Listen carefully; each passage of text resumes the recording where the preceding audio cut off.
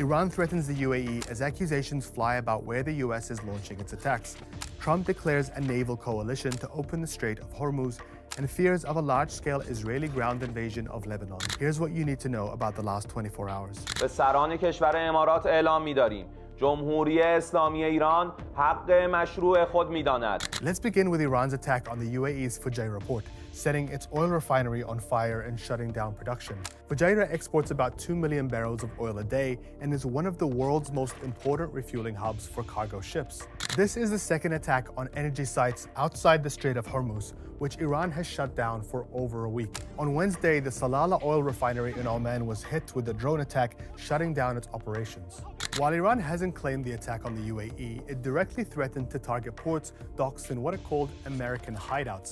It then warned 3 ports in particular to evacuate, describing them as legitimate targets. So why is Iran doing this? Well, it says this is in retaliation to US bombardment of Khark Island on Saturday, Iran's primary export hub for crude oil. This island is crucial for Iran's economy, and there are indications it was still fueling and shipping its oil throughout the war, likely to its main export partner, China. Iran claims the US launched the attack from Dubai and Ras Al Khaimah using US mobile rocket launchers. This is crystal clear that now they are using the territory of our neighbors to attack us by these kind of rockets.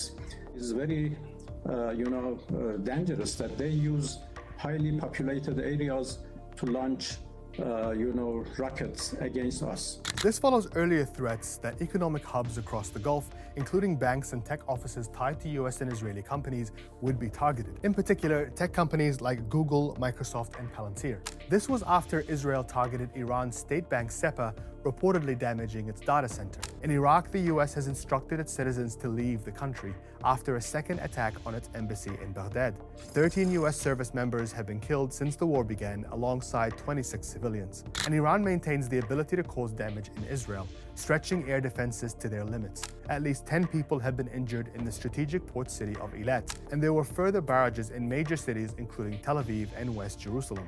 US President Donald Trump claims he's assembling a coalition of countries to reopen the Strait of Hormuz. In a post on Truth Social, he said many countries will soon be sending warships, but so far no other country has confirmed it will be taking part in this. France's government denied reports that it was sending its aircraft carriers to the strait, saying it was focused on defense and warned against scaremongering.